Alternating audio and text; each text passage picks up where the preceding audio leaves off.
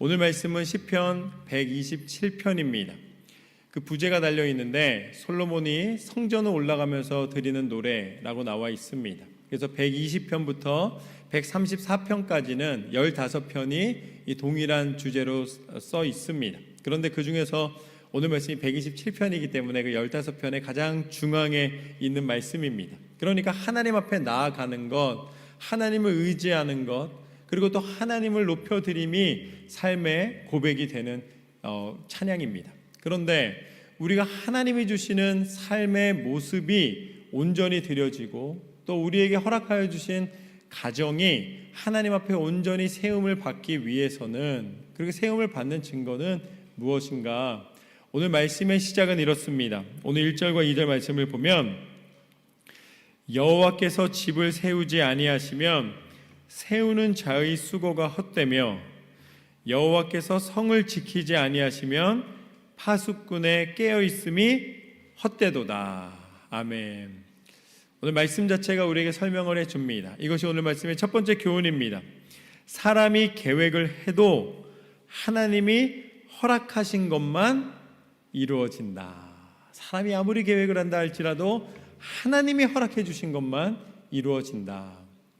오늘 말씀에 보면은 여호와께서 집을 세우지 아니하시면 이 세우는 자의 수고가 다 헛되다라고 나와 있습니다. 그래서 거기에 뭐라고 나오냐면 임야훼라고 나와 있어요. 이 야훼라는 것이 이제 하나님을 지칭하는, 우리가 말하는 하나님이신데, 이 유대인들은 이 하나님이라는 단어 자체를 함부로 사용할 수 없기 때문에 우리가 아도나이, 주님이라고 부릅니다. 그러니까 야훼라는 단어가 나온 데에서는 이 야훼라는 이름은 하나님의 이름을 망령되이 일컫거나 함부로 사용하지 않기 위해서, 그 과오를 범하지 않기 위해서 아도나이라고 고백할 정도로, 나의 주님이라고 표현할 정도로 그렇게 하나님의 절대적인 권위와 하나님의 능력을 인정해 드립니다. 그래서 오늘 말씀에 보면은 임야훼라고 나와 있습니다. 그럼 무슨 소리냐면, 만약 하나님이 뭐뭐 하지 않으신다면, 이런 조건문이에요. 임이라는 게 그 조건문을 만드는 단어입니다. 그래서 하나님이신데 어떤 하나님이시냐면, 만약 하나님이 그것을 하지 않으신다면 이라는 이 원어의 표현입니다. 그러니까 그 말씀 그대로 보자면은, 만약에 하나님이 함께하지 않으신다면 우리는 그 어떤 것도 행할 수가 없다라는 의미를 표현하고 있는 것이죠. 결국 하나님이 건축자이시기 때문에 이 건축자의 비유로 말씀하시는 건데, 집을 세울 때에 설계도가 정확하게 있어야지만 건축자가 그 설계도를 따라서 집을 지을 수가 있다는 것입니다. 설계도가 뻔히 있는데도 만약에 그냥 그 공사 현장의 이 공사장이, 이 건축장이 그냥 자기의 경험에 비추어서 여기는 이것보다 이게 더 좋아 그러고 막 이렇게 지어버리면은 막상 다 짓고 나면은 계획대로 지어지지 않았기 때문에 다른 문제가 생겼을 때 그것을 고칠 수가 없으면, 설계도면에 없는 부분이기 때문에 고치기가 참 까다로워지는 것이죠. 심지어는 만약에 설계도가 정확하지 않다면 집은 지어질 수가 없다는 이야기입니다. 그렇다면은 하나님께서는 이 지어지는 집을 하나님의 백성의 가정, 그리고 그 백성의 삶을 들어 말씀하신 것인데, 우리의 집이 지어지기 위해서는, 우리의 삶이 세워지기 위해서는, 우리의 가정이 세워지기 위해서는 그것을 위한 설계도가 필요한데, 그 설계도가 무엇입니까? 이 설계도가 바로 하나님의 살아계신 말씀입니다. 어떤 인생도 말씀 없이는 온전히 세워질 수가 없다는 것이죠. 그러니까 방황을 하고 하나님 없는 곳에서 잘 될 줄 알았는데 오히려 공허함과 또 그 모든 문제를 해결하지 못해서 좌절로 가득한 인생이 됩니다. 하나님이 주시는 집을 세우는 분명한 설계도가 있는 것처럼 하나님의 말씀 붙잡고 살아가야 할 줄로 믿습니다. 하나님이 만약에 하지 않으신다면 이라는 조건문이 붙은 것은 말하자면 하나님이 하시고 싶은 말씀을 이제 역으로 이야기해서 더 강조하고 있는 것입니다. 그러면 하나님이 그렇게 강조하고 싶으신 것이 무엇이냐면, 오늘 말씀이 부정문으로 쓰여져 있는데 그 부정문을 긍정으로 바꾸면은 그게 바로 하나님이 원하시는 것입니다. 그래서 제가 다시 한번 읽어보면, 여호와께서 집을 세우시면 건축자의 수고가 의미가 있다. 여호와께서 성을 지키시기 때문에 파수꾼들이 경계하며 지키는 것을 가능케 하신다. 그러니까 하나님의 도우심으로, 하나님의 우리를 바라보심으로, 하나님의 우리를 인도하심으로 우리는 온전한 삶을 살아갈 수 있는 줄로 믿습니다. 하나님이 계시지 않다면 누구도 그것을 감당할 수가 없다는 말입니다. 그런데도 불구하고 하나님이 허락해 주시면 그렇게 세워지는 삶, 또 즐거운 삶, 행복한 삶을 살아갈 수 있다라고 분명히 말씀에서는 나오는데, 왜 이렇게 우리가 살아가면서 괴로움이 많고 고통이 많고 어려움이 많다는 말인가? 그것은 그렇습니다. 우리가 믿음으로 산다고 하면서 여전히 내 설계도, 내 계획, 나의 기준에 맞춰서 살아가고 있기 때문입니다. 하나님의 뜻보다 세상에 내 관심과 내 욕심과 내 뜻이 있게 되면 결국은 하나님이 주시는 진정한 즐거움과 축복을 누릴 수가 없게 됩니다. 하나님이 진정으로 주시는 축복이 무엇인가? 하나님 안에서 하나님이 세워주신다고 약속하셨는데, 하나님이 우리를 인도해 주신다고 약속하셨는데 그 약속의 증거는 과연 무엇인가? 그것이 바로 2절 말씀에 나와 있습니다. 너희가 일찍이 일어나고 늦게 누우며 수고의 떡을 먹음이 헛되도다. 그러므로 여호와께서 그의 사랑하는 자에게 잠을 주시는도다. 참 신비로운 말씀입니다. 너희의 일찍이 일어나고 늦게 누우며 수고의 떡을 먹음이, 이게 무슨 소리입니까? 부지런히 산다는 거예요. 열심히 산다는 것입니다. 아주 잠도 줄여가면서 아주 살아간다는 거예요. 아주 열심으로 뭔가를 향하여서 달려가는 발걸음입니다. 그런데 그 수고로움의 떡이 헛되다라고 오늘 말씀에서는 이야기하십니다. 하나님이 계시지 않다면 너희가 아무리 부지런하고 성실하다 할지라도 그것이 의미가 없다는 것이죠. 왜냐하면 하나님이 주시는 것을 못 받기 때문입니다. 하나님이 우리 인생에게 주시는 진정한 축복은 무엇인가? 하나님이 허락해 주시는 그 은혜는 무엇인가? 진정한 축복, 진정한 열매, 진정한 삶의 가치는 참 엉뚱하게도 신비롭게도 잠입니다. 할렐루야. 하나님이 세상의 모든 것이 헛되고 헛된데 내가 너를 얼마나 사랑하는 줄 아느냐, 내가 너에게 사랑하기 때문에 이걸 준다 그러고 진짜 큰 선물을 줄 때 우리가 기대하는 건 대부분 뭐예요? 하나님이 야 이거 가져라 그러 주시면 돈 주시기 원하잖아요. 돈 좀 많이 주셨으면 이렇게 생각하잖아요. 근데 하나님 앞에 잔뜩 기대하고서는 하나님이 딴 주시는데 그 주신 게 뭐예요? 잠을 주시는도다. 할렐루야. 하나님은, 이게 오늘 말씀의 두 번째 교훈입니다. 하나님은 사랑하는 자에게 잠을 주시는도다. 얼마 전에 한 권사님이 제게 그 전화가 오셨습니다. 아주 심각하게 전화를 주셨어요. 그래서 권사님 용서하고 들으십시오. 제가 인용을 합니다. 목사님, 제가 너무 잠이 안 와가지고서는 도움을 구하면서 전화를 하셨어요. 그래서 제가 이제 신방을 가서 기도를 해드렸습니다. 할렐루야. 이제는 잠을 잘 주무신다고 합니다. 하나님의 방법으로 하나님이 주시는 깊은 잠을 주셨다는 것이죠. 하나님이 사랑하는 자에게 잠을 주신다라고 말씀해 주셨습니다. 그렇다면 하나님은 세상에 좋은 게 얼마나 많은데 왜 도대체 그 수많은 선물 중에서 잠을 주신다고 이야기를 하셨을까?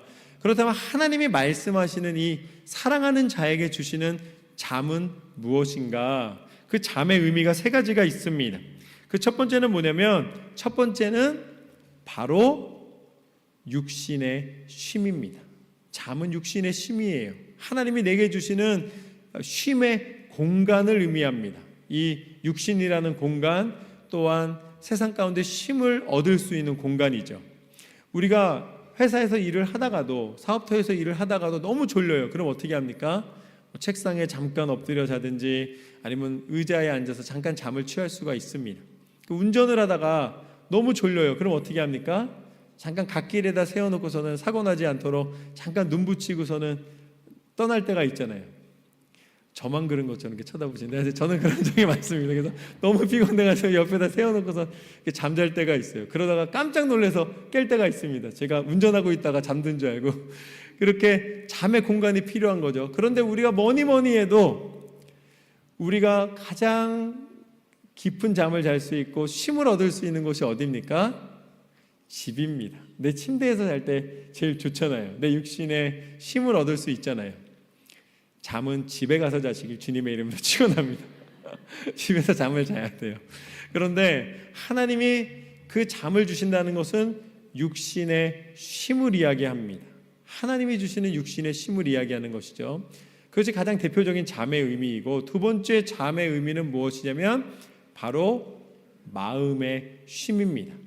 아무리 집에서 내 침대에 누워서 좀 여유를 갖고 누워서 잠을 자고 싶어도 만약에 회사에서 사업터에서 문제가 생겼어요. 그럼 잠이 옵니까? 잠이 안 오잖아요. 내 육신은 침대 위에 있어도 내 마음이 어디에 있는 거예요? 그 문제 가운데 있는 거죠. 그럼 잠이 오지를 않는 것입니다. 그러니까 내 마음이 이 육신과 함께 한 곳에서 쉼을 얻어야지만 그게 진정한 잠으로 이어질 수가 있는 것이죠. 그러니까 오늘 하나님 말씀하시는 사랑하는 자에게 주시는 잠은 바로 마음의 평안을 의미합니다. 그래서 마태복음 11장 말씀에 보면은 28절과 29절 말씀에 보면은 예수님께서 수고하고 무거운 짐진 자들아 다 내게로 오라, 내가 너를 쉬게 하리라. 너희가 마음의 쉼을 얻을 것이다 말씀하셨습니다. 그러니까 하나님께서는 우리에게 마음의 쉼을 주시겠다고 말씀을 해 주십니다. 그리고 마지막으로 이 잠의 의미는 무엇이냐면 바로 영혼의 쉼을 의미합니다. 하나님께서 천지를 창조하셨을 때에 6일 동안 창조하셨습니다. 6일 동안 창조하신 후에 그 다음에 마지막 날 안식하며 그날 모든 사람들에게 쉼을 허락해 주셨습니다. 그것이 창조의 원리입니다. 일주일 동안 열심으로 일하는 것도 사람에게 주시는 창조 때부터 허락하여 주신 축복입니다. 그래서 우리가 일을 안 하는 게 축복이 아니라 일을 열심으로 할 수 있는 힘을 얻는 것이 축복입니다. 그리고 나서 그 하루를 안식하며 하나님 앞에 그 은혜를 누리는 것이죠. 목사님, 그럼 우리가 안식하는 게 맞는데 그럼 그 하루 주일날 왜 우리가 이렇게 애써서 봉사해야 되고, 우리 요새 또 식사도 하니까 식사 봉사도 있고 여러 가지 봉사가 있잖아요. 차량 봉사도 있고 교회에서 여러 가지 일로 우리가 쓰임을 받게 됩니다. 그럼 우리 아무것도 안 해야지 왜 일곱째 날 그렇게 이렇게 막 여러 가지 일을 해야 됩니까? 라고 헌신이 필요합니까? 라고 묻는다면 말씀드린 대로 하나님이 우리를 창조하실 때에 당신의 형상대로 영적인 존재로 만들어 주셨기 때문에 우리가 하나님 안에서 하나님을 섬김으로 주일에 육신의 쉼을 얻는 것으로 단순히 쉼이 아니라 내 영이 하나님을 기쁘시게 드리면서 하나님 앞에 헌신하면서 하나님 앞에 예배하면서 하나님의 교회에 나와 하나님의 전을 밟으며 있는 것, 그것이 바로 하나님이 축복해 주신 영혼의 쉼을 얻는 시간이 되는 것이죠. 하나님의 교회가 하나님이 주시는 축복의 영적인 쉼의 공간으로 만들어 주신 줄로 믿습니다.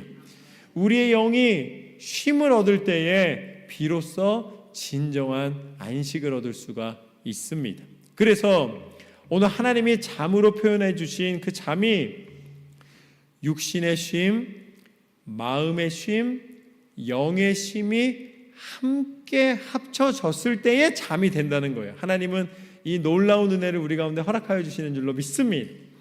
육신이 아파도 잠이 안 오고 마음이 혼란스러워도 잠이 안 오고 내 영이 어둠에서 깨어나지 않으면 잠을 잘 수가 없습니다. 그렇기 때문에 이 세 가지를 다 하나님이 우리로 축복하여 주시고 우리로 붙잡아 주시고 우리로 함께하여 주실 때에 우리는 비로소 하나님이 주시는 참된 쉼을 얻을 수 있는 줄로 믿습니다.